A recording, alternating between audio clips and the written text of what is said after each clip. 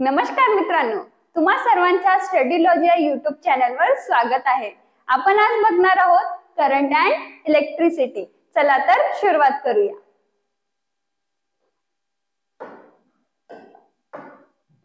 आता आपण बघणार आहोत करंट अँड इलेक्ट्रिसिटी। आता करंट अँड इलेक्ट्रिसिटी नाव ऐकल्यावर काय वाटते आपल्याला की या चॅप्टर मध्ये कशाविषयी असेल? करंट किंवा करंटशी रिलेटेड टर्म्स, इलेक्ट्रिसिटी, ठीक आहे, अशा टर्म्स आपल्याला या चॅप्टर मध्ये बघायचे आहे। करंट कसं फ्लो होतं ते पुढे आपल्याला काहीतरी मेन टॉपिक्स बघायचे आहेत, ते आधी आपण बघूया। पहिलं काय आहे? पोटेन्शियल अँड पोटेन्शियल डिफरन्स, दुसरं आहे कंडक्टर अँड इन्सुलेटर, तिसरं electric resistance and Ohm's law, आणि लास्ट आहे connection of resistors and effective resistance. हे चार मेन टॉपिक्स आपल्याला या चॅप्टर मध्ये कव्हर करायचे आहे। चला तर आपण बघूया आता।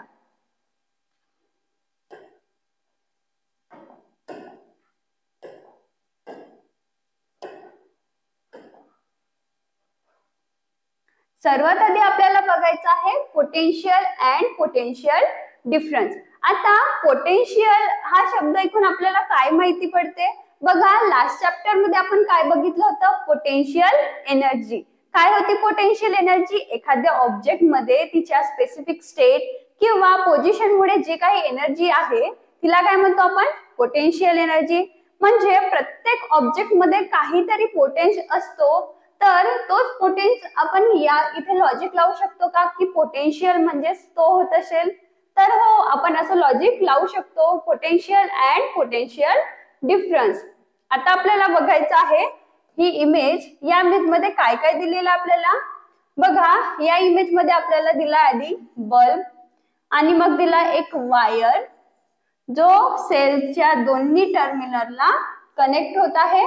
एक आहे, सेलला दोन टर्मिनल असतात बघा, आपण रिमोटची जेव्हा सेल लावतो ते त्यांचे दोन्ही बाजू सेम असतात का? नाही, एका साइडला कसं असतं, तो जास्त उंच असतो, एका साइडला अंदर गेलेला असतो। तर तेच म्हणजे काय, एक पॉझिटिव्ह टर्मिनल असतो आणि एक निगेटिव्ह टर्मिनल असतो। आता ह्या पॉझिटिव्ह टर्मिनलला वायर कनेक्ट आहे आणि निगेटिव्ह टर्मिनलला। तर यामुळे काय होत आहे, या दोघांमध्ये जो काही पोटेन्शियल आहे, जो काही पोटेन्स आहे, त्यामुळे या दोघांमध्ये डिफरन्स येत आहे दोघांच्या पोटेन्शियल मध्ये। त्यामुळे आपली एनर्जी काय, आपली इलेक्ट्रिसिटी कंडक्ट होत आहे आणि आपला बल्ब ग्लो होत आहे। म्हणजेच या दोघांच्या पोटेन्शियल डिफरन्स मुळे इलेक्ट्रॉनचा फ्लो होत आहे, इलेक्ट्रिसिटी कंडक्ट होत आहे आणि त्यामुळेच आपला बल्ब सुद्धा ग्लो होत आहे, असं आपण समजू शकतो। बघा, इथे दाखवलाय करंट कसा फ्लो होत आहे, positive terminal to negative terminal. हे बघा, तुम्हाला डायरेक्शन दाखवली आहे। हे झालं पोटेन्शियल डिफरन्स बद्दल। आता आपण डेफिनेशन बघूया। काय दिलंय definition? Electric potential, the electric level at a point is called the electric potential at that point. काय म्हटलं आहे? The electric level at that point. काय म्हटलं आहे की एखाद्या पॉइंट वरची जी काही इलेक्ट्रिक लेवल असेल तिला काय म्हणू आपण? Electric potential. आता हे आपण कसं समजू? बघा, आपण वॉटर टँक बघितलं होतं। वॉटर टँक मध्ये जसं वॉटर लेवल असते, कमी असते किंवा जास्त असते, तर काय म्हणू शकतो आपण की ते त्या पॉइंट वरची वॉटर लेवल आहे, कमी आहे किंवा जास्त आहे, जी काही लेवल आहे तिला आपण वॉटर लेवल म्हणू। तसंच आपण इथे काय म्हणू शकतो की एखाद्या इलेक्ट्रिक लेवल, त्या पॉइंट वरची जी काही इलेक्ट्रिक लेवल असेल तिला काय म्हणू आपण? Electric potential at that point. पुढची डेफिनेशन काय आहे? Potential difference. आपण बघितलं या सेलच्या दोन टर्मिनलच्या पोटेन्शियल मध्ये जो काही डिफरन्स येत आहे, म्हणजे डिफरन्स येत आहे म्हणजे काय की दोन वेगवेगळे आहेत, एक जास्त आहे तर कोणी कमी आहे, म्हणजे दोघांच्या मध्ये डिफरन्स येत आहे, त्यालाच आपण पोटेन्शियल डिफरन्स म्हणू। तर आपले डेफिनेशन काय आहे? The difference between the electric potential of two points is called as potential difference, असं आपण म्हणू।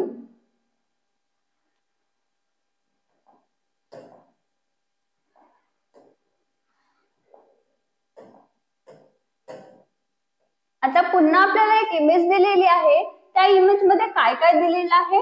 लेफ्ट साइडला आपल्याला दिलाय हाय इलेक्ट्रिक पोटेन्शियल, राईट साइडला लो इलेक्ट्रिक पोटेन्शियल. बघा आपण मागे बघितलं एक सेल आहे आपल्याकडे,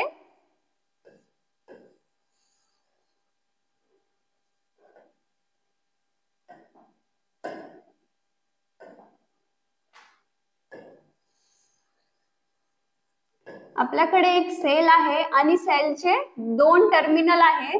त्यामध्ये आपण बघितलं मागे की या साइडला पॉझिटिव्ह टर्मिनल आहे, या साइडला निगेटिव्ह टर्मिनल आहे. तसंच इथे दिलेलं आहे लेफ्ट साइडला पॉझिटिव्ह टर्मिनल, राईट साइडला निगेटिव्ह टर्मिनल.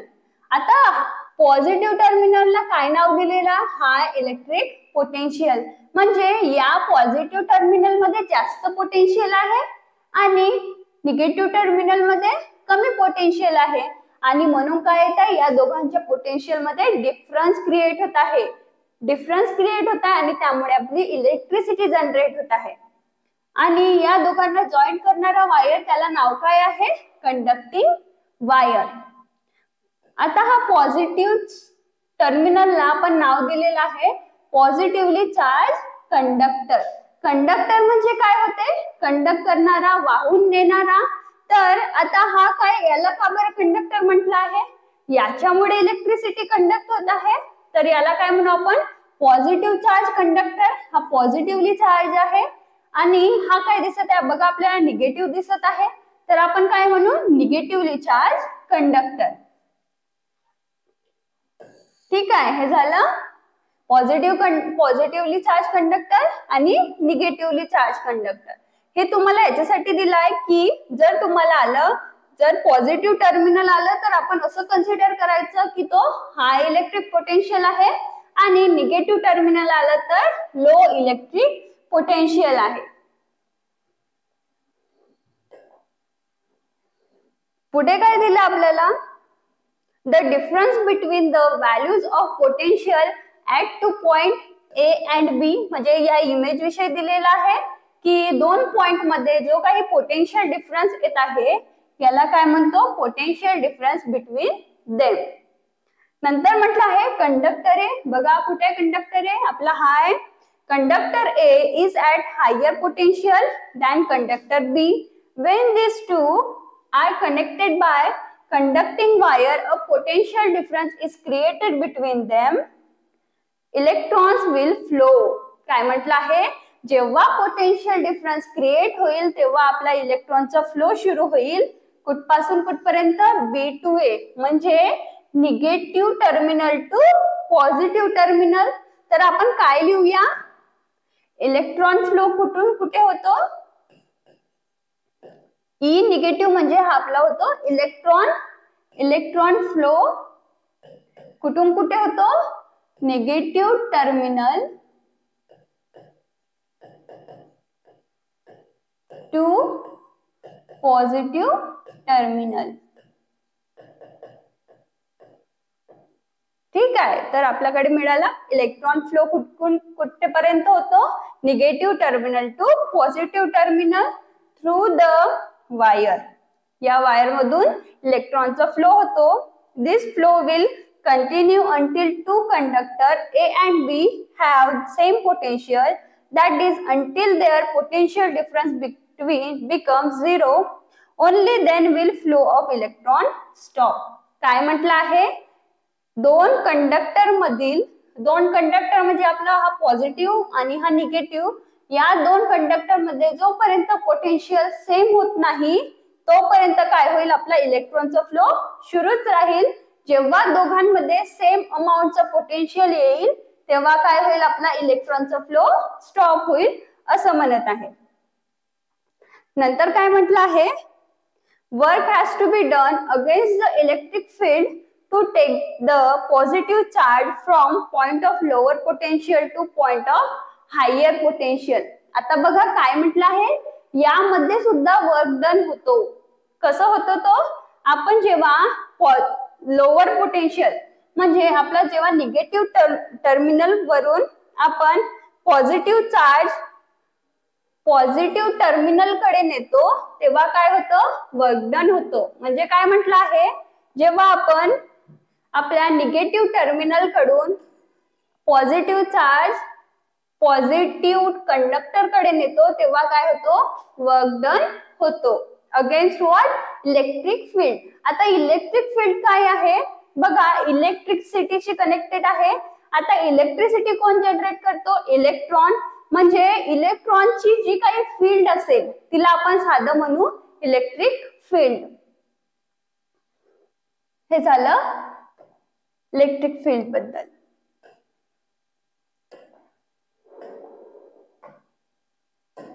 पुढे काय म्हटलं आहे, potential difference of a sale.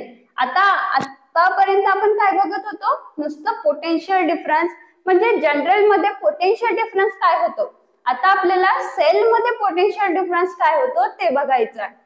काय म्हटलं आहे, potential difference of a cell, the difference in a potential between the positive and negative terminal of a cell is what, potential difference of that cell. जे आपण मागे definition बघितली तीच आहे की जो पॉझिटिव्ह आणि निगेटिव्ह टर्मिनल मधला जो काही पोटेन्शियल डिफरन्स म्हणजे डिफरन्स इन पोटेन्शियल आहे त्यालाच काय म्हणू आपण, potential difference of that cell. पुढे म्हटलं आहे, this potential difference is called by chemical reaction occurring inside the cell. काय म्हटलं आहे, पोटेन्शियल डिफरन्स का बरं होतो, त्या सेल मध्ये जे काही केमिकल रिएक्शन होते त्यामुळे काय होतो, पोटेन्शियल डिफरन्स क्रिएट होतो म्हणत आहे. म्हणजे आपण जो रिमोट बघतो, आपल्या टीव्हीचा रिमोट होतो त्यामध्ये काय सेल असतात, तर त्या सेल मध्ये काय होत आहे, केमिकल रिएक्शन्स होत आहे आणि त्यामुळे आपला पोटेन्शियल डिफरन्स क्रिएट होत आहे हे म्हटलं आहे. पुढे काय म्हटलं आहे, the potential difference sets the electron in motion and result in flow of electricity through a conducting wire connected to two ends of cell. काय म्हटलं आहे, इलेक्ट्रिक पोटेन्शियल कशामुळे क्रिएट होत आहे, जे इलेक्ट्रॉन्स आहेत ते काय करत आहेत, मूव्ह करत आहेत, मोशन मध्ये आहेत आणि त्यामुळे काय होत आहे, इलेक्ट्रिसिटी जनरेट होत आहे. कशामधून, कंडक्टिंग वायर. कंडक्टिंग वायर म्हणजे काय, जो इलेक्ट्रिसिटी कंडक्ट करत आहे.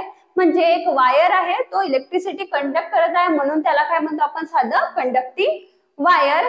ते कशाला कनेक्टेड आहे, आपल्या सेलच्या दोन एंडला. म्हणजे काय म्हटलं इथे, साधं एक वायर आहे त्याला आपण सेलच्या दोन्ही एंडला कनेक्ट करत आहोत. त्यामुळे काय होत आहे, इलेक्ट्रॉन मोशन मध्ये येत आहेत. मोशन मध्ये आल्यामुळे काय होत आहे, आपली इलेक्ट्रिसिटी जनरेट होत आहे आणि त्यामुळेच पोटेन्शियल डिफरन्स येत आहे असं म्हटलेलं आहे. The amount of work done to carry unit positive charge from point A to point B is called the electric potential difference between two points.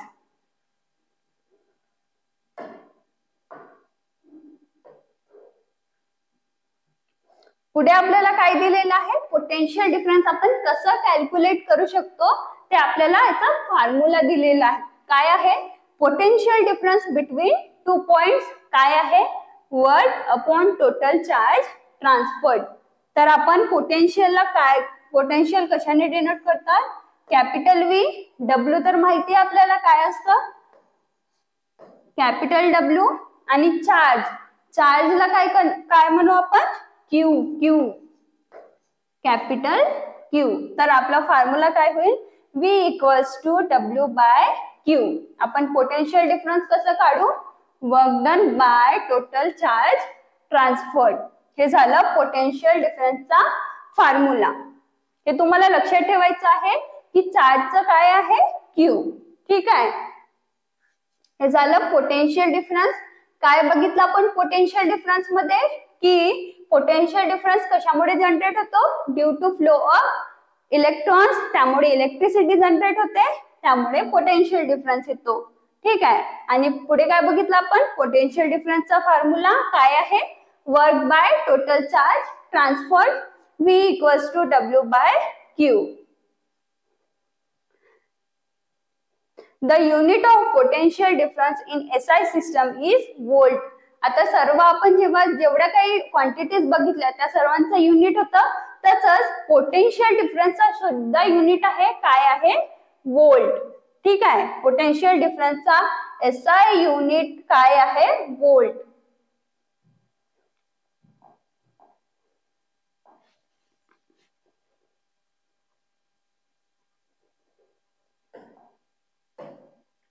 नंतर काय आहे? Free electron. आतापर्यंत काय बघितलं आपण? इलेक्ट्रॉन काय असतं? काय असतं इलेक्ट्रॉन? जे इलेक्ट्रिसिटी कंडक्ट करतं, जे मोशन मध्ये येतं आणि त्यामुळे इलेक्ट्रिसिटी जनरेट होतं. आता आपल्याला बघायचे आहे फ्री इलेक्ट्रॉन. बघा, जेव्हा आपण हायर क्लासेसला जाऊ तेव्हा आपण इलेक्ट्रॉनची डिटेल स्टडी करणार आहोत की इलेक्ट्रॉन कशामध्ये असतात. ठीक आहे, तर हे आता सध्यासाठी ते राहू द्या. आधी आपण बघूया फ्री इलेक्ट्रॉन. फ्री इलेक्ट्रॉन काय असतात? Every atom. आता ऍटम म्हणजे काय? एखाद्या ऑब्जेक्टचा किंवा एखाद्या बॉडीचा सर्वात स्मॉलेस्ट पार्टिकल, म्हणजे एकदम छोटा पार्टिकल, एकदम छोटा, जो आपल्याला डोळ्यांनी दिसत नाही, तो म्हणजे असतं ऍटम. ठीक आहे, सर्वात स्मॉलेस्ट युनिट काय असतं? ऍटम. जसं smallest unit of a body काय आहे? सेल आहे. ठीक आहे, तसंच आपण जेवढे काही पार्टिकल्स बघू तर त्यामध्ये सर्वात छोटा पार्टिकल, छोटा युनिट काय आहे? आपला ऍटम. तर काय म्हटलं आहे? Every atom of a metallic conductor. Metallic conductor. आता कंडक्टर जर समजलं आपला की कंडक्टर काय? की जो कंडक्ट करतो. आणि मेटॅलिक म्हणजे काय? की तो मेटलचा असेल, म्हणजे काय? Metallic conductor. हॅज वन और मोर outermost electron which are very weakly bound to the nucleus. काय म्हटलं आहे? एखाद्या मेटॅलिक कंडक्टर मध्ये खूप सारे काय असतात? आउटर मोस्ट इलेक्ट्रॉन्स असतात. आता बघा हे कसं समजायचं. तुम्ही असं कन्सिडर करा की एक ऍटम आहे. बघा, जस्ट आपण समजत आहोत हा एक ऍटम आहे. ऍटम मध्ये दोन पार्ट असतात, न्यूक्लियस आणि शेल. तर न्यूक्लियस मध्ये पॉझिटिव्ह चार्ज असतो आणि ज्या याच्या शेल असतात ना, त्या शेल मध्ये निगेटिव्ह चार्ज असतो. तर हा झाला आपला ऍटम. आता ऍटम मध्ये काय म्हणत आहे? आउटर मोस्ट आहे. आउटर मोस्ट म्हणजे काय असणार? की ऍटमची बाहेरची लेअर. बाहेरची लेअर. तर या ऍटमची बाहेरची लेअर तुम्हाला दिसत आहे का? ही आहे आउटर मोस्ट लेअर. तर यामध्ये जेवढे काही इलेक्ट्रॉन असणार ते असणार आउटर मोस्ट इलेक्ट्रॉन. ठीक आहे, तर यामध्ये काय असतील? Outermost electron. बघा, इलेक्ट्रॉनचा सिम्बॉल काढलाय मी, ई आणि negative. Which are weakly bound to the nucleus. बघा, आपण असं लॉजिक लावू शकतो सरळ की हा न्यूक्लियस पासून दूर आहे. ही लेअर काय आहे? न्यूक्लियस पासून दूर आहे, म्हणजे ती न्यूक्लियसच्या कमी कॉन्टॅक्ट मध्ये आहे. कमी कॉन्टॅक्ट मध्ये आहे म्हणजे काय? वीकली बाउंड आहे, म्हणजे ती तुटूनही चालली जाऊ शकते, त्याचे इलेक्ट्रॉन चालले जाऊ शकतात. तर काय असतात? Weakly bound to nucleus. या पॉझिटिव्ह चार्जला आपण न्यूक्लियस असं म्हणतो. This are called free electron. काय म्हटलं आहे? एखाद्या ऍटमची जी काही आउटर मोस्ट शेल असेल त्यामध्ये जे इलेक्ट्रॉन असतील ते न्यूक्लियसला वीकली बाउंड असतील, त्यालाच आपण काय म्हणू? Free electron. म्हणजे काय? बघा, यामध्ये जे इलेक्ट्रॉन आहेत ते वीकली बाउंड आहेत या न्यूक्लियसशी, म्हणजे हे केव्हाही जाऊ शकतात, केव्हाही येऊ शकतात. त्यांचा जास्त बॉन्ड नाही आहे न्यूक्लियसशी, जास्त रिलेशन नाही आहे. ठीक आहे, ते जास्त टच मध्ये नाही आहेत. म्हणजे काय? की ते वीकली आहेत, ते केव्हाही येऊ शकतात, केव्हाही जाऊ शकतात, म्हणून त्यांना काय म्हटलं आहे? Free electron. ठीक आहे, तर हे झाले आपले फ्री इलेक्ट्रॉन. यांना म्हणतो आपण फ्री इलेक्ट्रॉन. आता आपण काय समजलं? Free electron. आता तेच फ्री इलेक्ट्रॉन आपल्याला इथे दाखवले आहेत. आता तुम्हाला वाटेल की इथे जर आपण सर्कल मध्ये काढलं आणि इथे तर एका स्क्वेअर रेक्टँगल मध्ये आहे, तर आपल्याला हे रिप्रेझेंट करण्यासाठी असं दिलेलं आहे. काय आहे? बघा, एक मेटलचा वायर आहे. मेटलचा वायर आहे. समजा हा वायर आहे तो मेटलचा वायर. यामध्ये काय आहेत? हे इलेक्ट्रॉन आहेत. आता काय हे असं फिरत का बरं आहेत? हे फ्री इलेक्ट्रॉन आहेत. ठीक आहे, त्यामुळे काय होत आहे? कोणत्याही डायरेक्शनला फिरत आहेत, म्हणजे यावर आपण समजू शकतो की इलेक्ट्रॉनला युनि डायरेक्शन नाही आहे, ते एकाच डायरेक्शन मध्ये फ्लो होत नाही, ते रॅन्डम म्हणजे काय, कोणत्याही दिशेला फ्लो होतात. तर बघा हे काय म्हटलं आहे, random motion of electron in the wire. पण जेव्हा आपण काय करू, या वायरला आपण एका सेलला कनेक्ट करू, आपला जो रिमोटचा सेल असतो त्याला जेव्हा आपण कनेक्ट करू तर काय होईल, हे इलेक्ट्रॉन एका डायरेक्शन मध्ये फ्लो करतील. बघा दिसत आहे एकाच डायरेक्शन मध्ये त्यांचा एरो जेव्हा आपण सेलला कनेक्ट करत आहोत. Direction of conventional electric current. बघा direction of flow of current. आता काय म्हणत आहे की जो फ्लो ऑफ करंटचा फ्लो ऑफ इलेक्ट्रॉनचा डायरेक्शन आहे त्याच्यात अपोजिट काय असतं, करंटचा डायरेक्शन.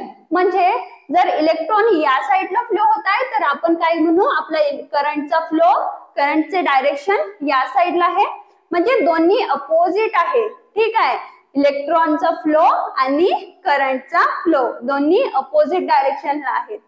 बघा हे आहे representation motion of electron after applying a potential difference.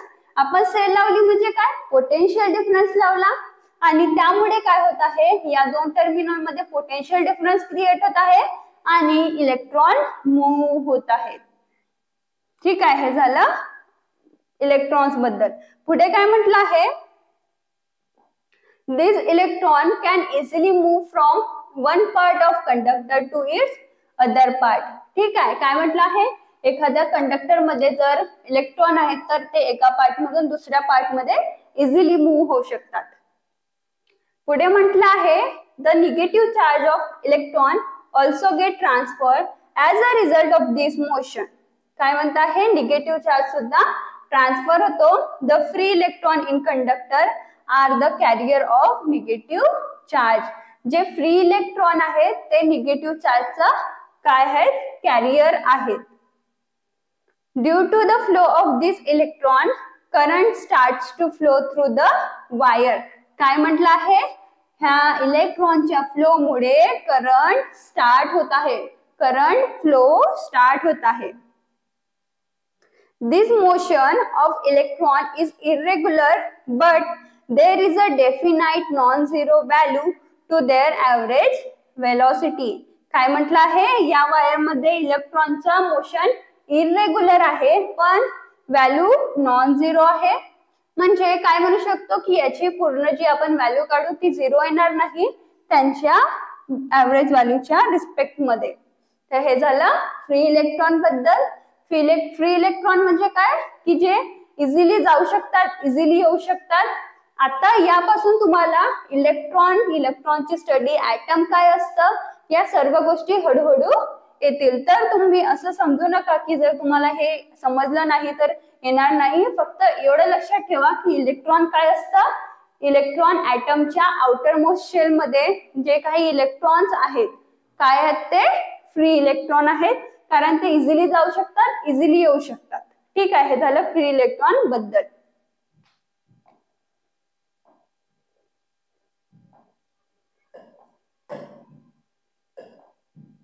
पुढे दिला आहे इलेक्ट्रिक करंट.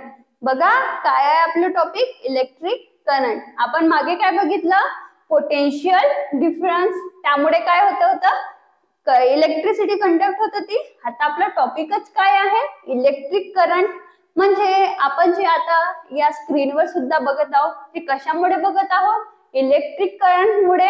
आपल्याकडे जी इलेक्ट्रिसिटी येते ती त्याच्यात मध्ये काय असतं, इलेक्ट्रिक करंट. म्हणजे आपण जेवढं काही आता जग बघत आहोत ते कशामुळे, इलेक्ट्रिक करंट मुळे. तर आता बघूया आपण आधी डेफिनेशन बघूया. An electric current is the flow of electron through a conductor. काय म्हटलं आहे, इलेक्ट्रिक करंट काय आहे, flow of electron through a conductor. Quantitatively current कशाने डिनोट करत आहोत, capital I is defined as the charge passing through a conductor in unit time.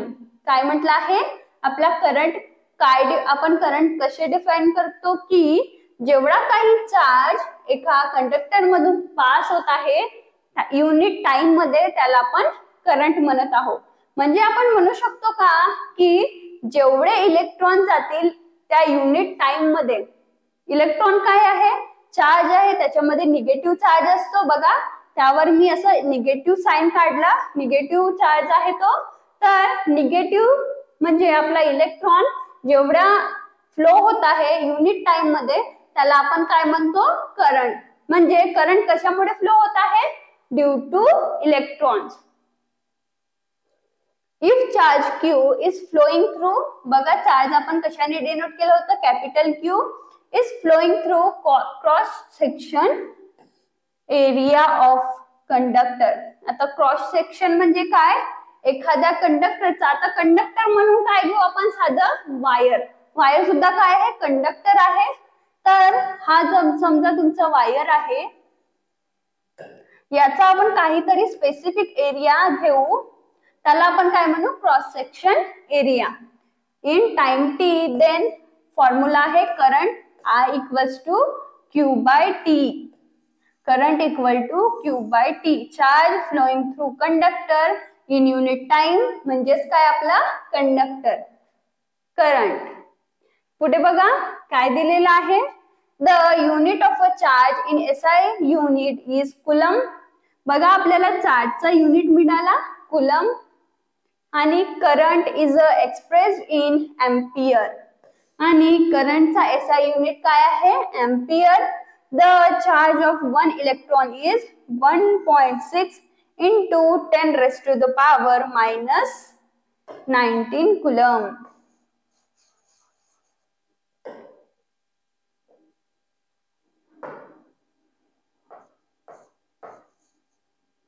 ठीक आहे, 1.6 into 10 raised to the power minus 19 coulomb. काय म्हटलं आहे, चार्जचा SI युनिट कुलम आहे, करंटचा SI युनिट एम्पियर आहे, आणि एका इलेक्ट्रॉनचा, जेवढे आपण इलेक्ट्रॉन बघितले त्यामधील एका इलेक्ट्रॉनचा काय आहे, चार्ज काय आहे, त्यावर चार्ज आहे 1.6 into 10 raised to the power minus 19 coulomb. म्हणजे एका इलेक्ट्रॉनची व्हॅल्यू किंवा एका इलेक्ट्रॉनवर चार्ज किती आहे म्हणू शकतो आपण, 1.6 into 10 raised to the power minus 19 coulomb.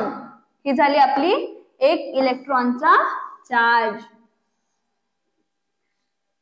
पुढे काय म्हटलं आहे, एम्पियर. आता आपण जसे न्यूटन, जूल यांच्या डेफिनेशन बघितल्या होत्या तशाच आपल्याला आता एम्पियरची डेफिनेशन दिलेली आहे. काय म्हटलं आहे, ampere, 1 ampere current is said to flow in conductor if 1 coulomb charge flowing through it every second. बघा 1 ampere equals to 1 coulomb by 1 second. म्हणजे एखाद्या कंडक्टर मध्ये केव्हा एक 1 ampere करंट फ्लो होईल, जेव्हा 1 coulomb चार्ज फ्लो होईल एका प्रत्येक सेकंडला, तेव्हा काय म्हणू, 1 ampere करंट फ्लो होत आहे.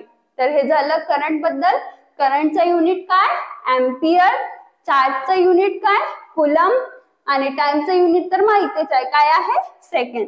ठीक आहे, हे झालं इलेक्ट्रिक करंट बद्दल. आता त्यावर आपल्याला एक न्यूमेरिकल दिलेला आहे.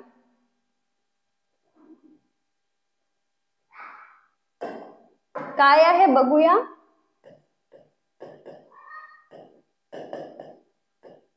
Example 1, a current of a 0.4 ampere flow through a conductor for 5 minutes. How much charge would have passed through the conductor?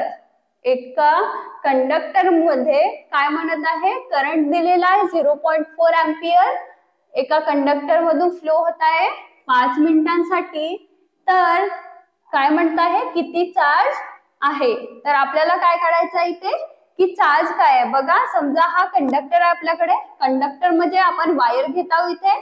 बघा हा वायर असते आपल्याकडे, इथे 2 वायर दिलेले आहेत. समजा हा कंडक्टर आहे, या वायर मधून 0.4 एम्पियर करंट फ्लो होत आहे किती मिनिटांसाठी, 5 मिनिट साठी. तर आपल्याला इथे काढायचं की इथे किती चार्ज आहे.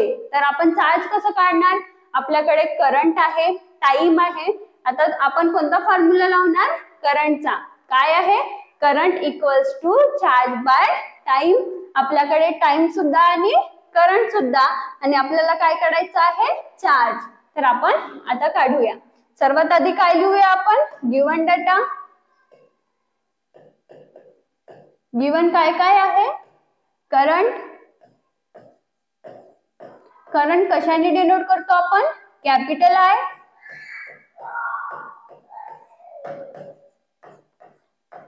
पुढे काय दिले आपल्याला? टाइम.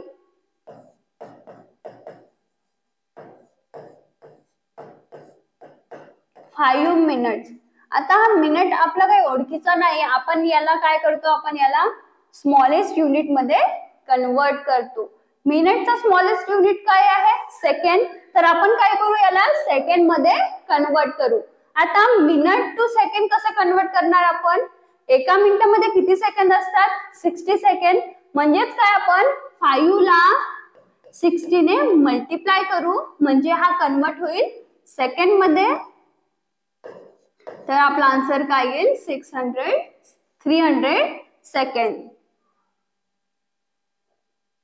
पुढे काय लिहू आपण? आपला फॉर्म्युला. बाय युजिंग फॉर्म्युला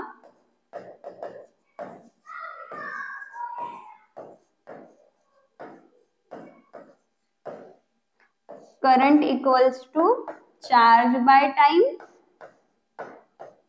ठीक आहे. आता आपण करंटची व्हॅल्यू ठेवू 0.4. चार्ज आपल्याला काढायचा आहे, टाइम आहे 300.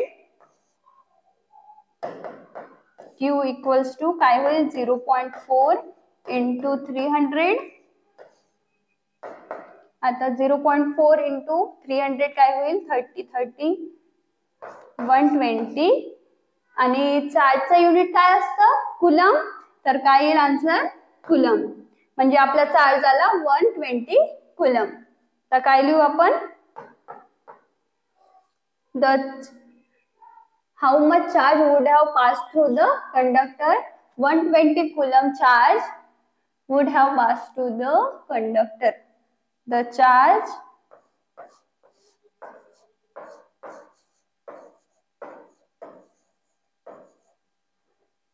The charge of 120 coulomb have to have passed through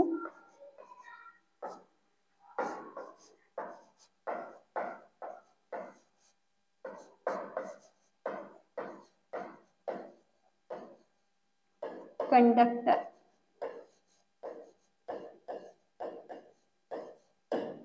हे झालं आपला न्यूमेरिकल. यामध्ये काय बघितलं आपण? करंटचा फॉर्म्युला बघितला आणि त्यावर हा एक्झाम्पल होता.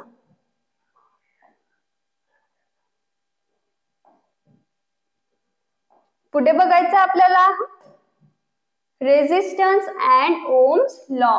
आता आपल्याकडे नवीन टर्म आलेला आहे, रेझिस्टन्स अँड ओम लॉ.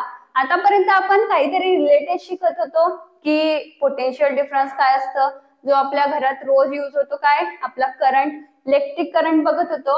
आता आपल्याला काहीतरी नवीन वस्तू आलेली आहे. काय आहे? Resistance and Ohm's law. तर आधी आपण समजून घेऊया की रेझिस्टन्स काय असतं. बघा, रेझिस्टन्स म्हणजे काय?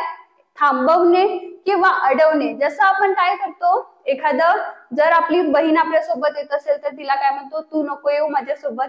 म्हणजे काय? आपल्याला आपण तिला येण्याला आपण रेझिस्ट करत आहोत. रेझिस्ट म्हणजे काय? नकार देत आहोत तिला, म्हणजे आपण तिला थांबवत आहोत. तर यामध्ये सुद्धा काय? रेझिस्टन्स म्हणजे तोच होतो की एखाद्या वस्तूला, जसं आता इथे करंटला थांबवतो त्यालाच आपण रेझिस्टन्स म्हणतो. आणि त्याच्याशीच रिलेटेड एक टर्म आहे ओम्स लॉ. आपण आतापर्यंत लॉ बघितले होते, conservation law, energy conservation law, momentum conservation law. आता आपल्याला बघायचं आहे ओम्स लॉ काय असतो. काय आहे Ohm's law? The relationship between the current flowing through a wire current and the potential difference across its ends can be obtained from law that was given by German scientist Georg Siemens Ohm. काय आहे या सायंटिस्टचं नाव? George सिमन ओम. यांनी काय म्हटलं आहे, एखादं असं equation आहे ज्यामध्ये कशा कशाचं रिलेशन दाखवलं आहे, करंट, पोटेन्शियल डिफरन्स आणि काय, रेझिस्टन्स. ठीक आहे, तर हा लॉ आपल्याला दिलेला आहे जॉर्ज सिमन ओमनी. तर आपण काय आहे तो आता समोर बघूया. पुढे काय लिहिलं आहे, if the physical state of a conductor remain constant, the current flowing through it is directly proportional to potential difference V between two ends. आपला हा ओम्स लॉ काय म्हणते की एखाद्या कंडक्टरची फिजिकल स्टेट म्हणजे काय, आपण ती जशी आहे तशीच तिच्यामध्ये कुठलाही चेंज करत नाही आहोत, तर त्या स्टेट मध्ये जर त्या कंडक्टर मध्ये जो काही करंट फ्लो होत आहे तो कशाच्या प्रोपोर्शनल आहे म्हणत आहे, पोटेन्शियल डिफरन्स. त्या दोन पॉइंट मध्ये जो काही पोटेन्शियल डिफरन्स क्रिएट होत आहे त्याच्या प्रोपोर्शनल आहे. म्हणजे काय आहे, करंट आपण आय ने डिनोट करतो, इज डायरेक्टली प्रोपोर्शनल टू, हा प्रोपोर्शनलिटी साइन आहे कशाचा, potential difference. I is directly proportional to V. हाच इथे रिलेशन दाखवला आहे, I is directly proportional to V. आता बघा, आपण जेव्हा या प्रोपोर्शनलिटी कॉन्स्टंटला या साइनला जेव्हा हटवतो तर त्यामध्ये काय लावतो, इज इक्वल टू आणि काय, एखादा कॉन्स्टंट. तर आपण इथे कॉन्स्टंट काय कन्सिडर केलं, constant K, constant of proportionality म्हणजे I equals to K into V. आता पुढे काय घेऊ आपण पुढे एक घेऊ रेझिस्टन्स, काय नावाचा, आर नावाचा, आणि त्याला काय करू आपण, बघा तुम्हाला दिसत आहे का, हा I equals to K V आहे आणि पुढे काय केलं आपण, या के ला 1/r नी रिप्लेस केला आहे. का बरं, याला आपण काय कन्सिडर करू, रेझिस्टन्स ऑफ कंडक्टर. तर जेव्हा आपण I equals to 1/r V असं लिहू म्हणजे काय, जेव्हा आपण याला या साइडला नेऊ तर हे दोन्ही मल्टिप्लाय होतील म्हणजे V इक्वल्स टू काय येईल, आय आर. हे बघा हे चाललाय V equals to I R, किंवा आपण असंही लिहू शकतो R equals to V by I.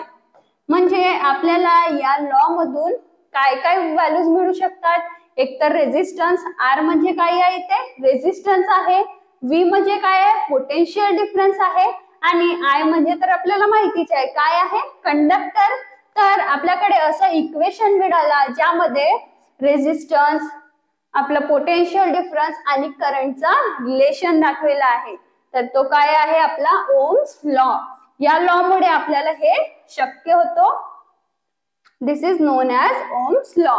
आता बघा हा आठवण ठेवण्यासाठी तुम्हाला एक शॉर्ट ट्रिक दिलेली आहे. काय आहे इथे, तीन ट्रायंगल आहेत, यामध्ये काय दिलेलं आहे आपल्याला, व्हॅल्यूज लिहिलेल्या आहे. V म्हणजे पोटेन्शियल डिफरन्स, I म्हणजे करंट आणि R म्हणजे काय असतं, रेझिस्टन्स. तर या तिन्ही मध्ये सेम व्हॅल्यू सेम ठिकाणी लिहिलेली आहे. पण आता बघा, जेव्हा आपल्याला पोटेन्शियल डिफरन्स काढायचा आहे तर काय, या दोघांना मल्टिप्लाय करू. का बरं, कारण हे दोन्ही जवळ आहेत बघा, तर आपण यांना मल्टिप्लाय करू, तेव्हा आपला फॉर्म्युला काय होईल, V equals to I R. आता जेव्हा आपल्याला I काढायचं आहे तर काय करू, या I ला काढण्यासाठी आपण काय करू, हे बघा दोन्ही आपल्याला डिवाइड मध्ये दिसत आहे, तर V बाय आर करू, म्हणजे हा I equals to V by R होईल. आता जेव्हा आपल्याला रेझिस्टन्स काढायचा आहे तर V बाय आय तुम्हाला दिसत आहे वर आणि हा खाली, तर याला आपण असं लिहू R equals to V by I. म्हणजे जेव्हा आपण वेगवेगळ्या टर्मला काढण्यासाठी यूज करू तर त्याचा फॉर्म्युला वेगवेगळा येईल. ठीक आहे, तर हे तुम्हाला आठवण ठेवण्यासाठी आहे की V equals to I R, I equals to V by R आणि R equals to V by I. हे आहे आपला ओम्स लॉ. हे तिन्ही काय आहेत, जर तुम्हाला परीक्षेमध्ये असं दिलेलं आहे, जर हा V equals to I R नसेल दिलं आणि हे दोन दिलेले आहेत तरी पण काय, तो ओम्स लॉच आहे. ठीक आहे, हे झालं आपला ओम्स लॉ. आणि यामध्ये जो R आहे तो काय आहे, रेझिस्टन्स. आता हा रेझिस्टन्स कुठून येतो, एखाद्या ऑब्जेक्टचा स्पेसिफिक रेझिस्टन्स असतो. जसं एखाद्या ऑब्जेक्ट मध्ये वेगळी काहीतरी एनर्जी, त्याची स्वतःची काहीतरी एनर्जी, त्याला आपण पोटेन्शियल म्हणतो. तसंच एखाद्या ऑब्जेक्ट मध्ये, म्हणजे आपण स्पेसिफिकली कंडक्टरची गोष्ट करू तर कंडक्टर मध्ये स्पेसिफिक रेझिस्टन्स असतो. जसं आपण वेगवेगळे वायर घेतले तर वेगवेगळा रेझिस्टन्स येतो. तर तोच म्हणजे रेझिस्टन्स म्हणजे काय असतं, नकार देणे, थांबवणे, असं वेगवेगळ्या टर्म आपण त्याच्यासाठी यूज करू शकतो. आता बघा हा रेझिस्टन्स कसं काम करतो. बघा जेव्हा आपण स्विच ऑन करतो त्यामध्ये करंट फ्लो होतो, तर हा रेझिस्टन्स काय करतो, त्या करंटला थांबवण्याचं काम करतो. ठीक आहे, तर हाच काम आहे रेझिस्टन्सचा, की करंटला फ्लो होऊ देऊ नाही, म्हणजे करंटला फ्लो होऊ देत नाही. ठीक आहे, हे झालं रेझिस्टन्स.